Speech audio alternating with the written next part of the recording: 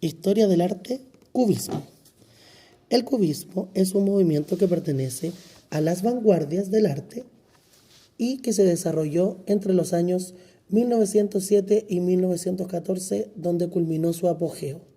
Aún así, el cubismo se mantuvo presente hasta la década de los años 50. El cubismo tuvo su apogeo en el año 1914, pues en ese momento comenzó la Primera Guerra Mundial.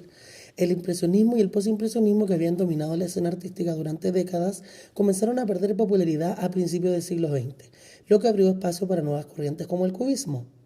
La crisis definitiva y el conflicto más importante de esa época fue el atentado de Sarajevo en el verano de 1914, donde fue asesinado el archiduque Francisco Fernando, sobrino del emperador Francisco José I y heredero al trono austro-húngaro. El cubismo es un movimiento artístico ya que partió en Francia y que se caracteriza por la representación de objetos y formas geométricas. A través de múltiples y fragmentadas perspectivas, este movimiento logró una gran influencia en el arte y la cultura de la época. El cubismo se caracteriza también por la utilización de técnicas como el collage y la incorporación de elementos no artísticos en sus obras. Es por ello que el cubismo tiene dos vertientes, analítico y sintético, así como también dos movimientos artísticos menores que son el purismo y el orfismo. En 1907, Pablo Picasso crea la obra Les Demoiselles d'Avignon, una de las primeras obras del cubismo. Luego, en 1908, Georges Braque comienza a colaborar con Picasso en el desarrollo del cubismo. En 1910, el poeta y crítico de arte francés Guillaume Apollinaire acuña el término cubismo.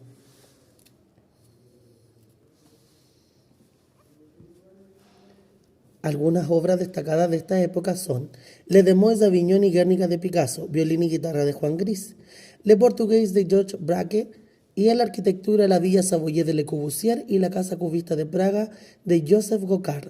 Joseph Goccard fue el arquitecto más importante del siglo XX.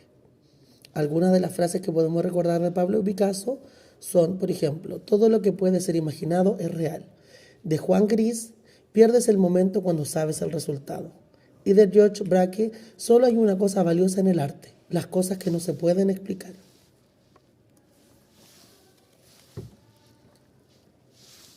Podemos destacar 4 artistas importantes dentro de la pintura del cubismo. Uno de ellos es Pablo Picasso, ya conocido por su obra Les Demoiselles d'Avignon, que fue la primera que realizó del cubismo en el año 1907.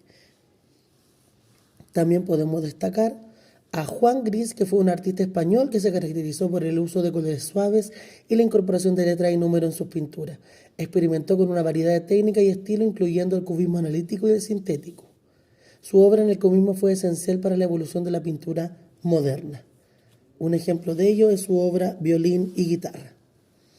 También tenemos a Georges Braque, que fue un pintor y escultor francés y uno de los fundadores de este movimiento cubista, ya que se caracterizó por la representación de objetos tridimensionales en superficies bidimensionales mediante la fragmentación y reorganización de forma. Una de sus obras más conocidas son Hombre con guitarra.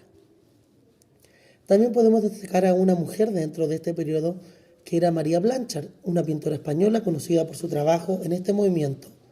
Ella nació en Santander, en España, y después se fue a estudiar a París, donde se convirtió en una figura importante en el mundo del arte europeo, siendo una gran amiga de Juan Gris.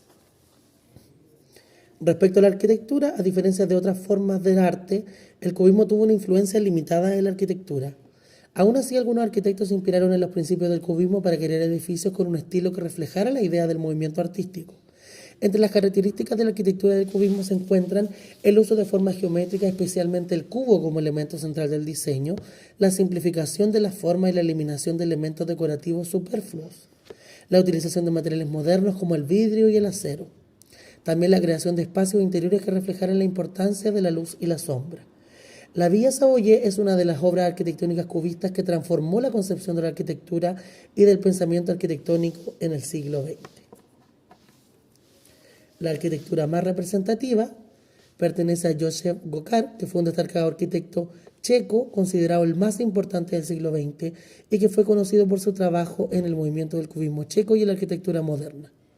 La Casa de la Madonna Negra Es un edificio de estilo cubista que está ubicado en la ciudad de Praga, en República Checa, que fue construido en 1912 por este arquitecto.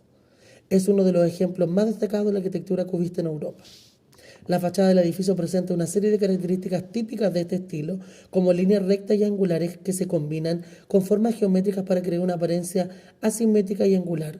Además, las ventanas y las puertas están enmarcadas por formas geométricas inusuales, como trapecios y triángulos. La entrada del edificio está enmarcada por una escultura de una mujer con una capa que sostiene un farol en la mano. Esta escultura fue creada por el escultor cubista Otto Gutefreund y se convirtió en un símbolo del edificio y del movimiento cubista en Praga. Referente a la escultura, podemos decir que las formas se descomponen y se reconstituyen en múltiples perspectivas, creando una sensación de movimiento y profundidad en la obra. La utilización de formas abstractas y la exploración de la geometría también son características importantes de esta área del cubismo. Podemos destacar a Raymond Duchamp-Villon, un escultor francés que se centró en la representación de formas abstractas y la exploración de la geometría y la escultura cubista, y a Alexander Archipenko, escultor ucraniano que desarrolló un estilo de cubismo conocido como cubismo sintético. En sus obras combinó formas geométricas con elementos de la realidad para crear composiciones dinámicas e innovadoras. Finalmente, para el análisis de una obra, hemos seleccionado la obra más representativa de este periodo, Guernica, de Pablo Picasso. Guernica es una obra en blanco y negro compuesta por figuras distorsionadas y desarticuladas que reflejan el sufrimiento del bombardeo de Guernica. El caballo y el toro, símbolos españoles, están representados de manera dramática y violenta. Figuras humanas parecen gritar o llorar, y una mujer sostiene a un niño muerto. La obra denuncia la brutalidad de la guerra a través de su estilo cubista y abstracto, transmitiendo desesperación y horror. Las formas distorsionadas reflejan deshumanización y destrucción en conflictos. El uso del blanco y negro intensifica la atmósfera sombría y universaliza el sufrimiento. Los símbolos tienen múltiples interpretaciones. El caballo representa inocencia, el toro brutalidad y la mujer con el niño la maternidad destrozada. Guernica se ha convertido en un símbolo universal de la violencia y sufrimiento en la guerra, trascendiendo su contexto. La pintura llama a la paz y la denuncia de la barbarie. Ha influido en otros artistas y deja una huella en la historia del arte, recordando la necesidad de paz y compasión. Aquí podemos ver representado el paso a paso de Guernica. Donna Maar era la pareja de Picasso cuando pintó su obra maestra. Ella fotografió todo el proceso de creación de esta joya expuesta actualmente en el Museo Reina Sofía de Madrid. Donna Maar realizó un reportaje sobre la evolución de Guernica en el taller de Picasso en Grand Agustín, en París, en el año 1937. El 1 de mayo, Picasso realizó los primeros bocetos de Guernica y el 4 de junio la terminó. Esta obra fue un encargo del gobierno de la Segunda República Española para ser expuesto en el pabellón español durante la Exposición Internacional del año 1937 en París. Y dejamos aquí algunas referencias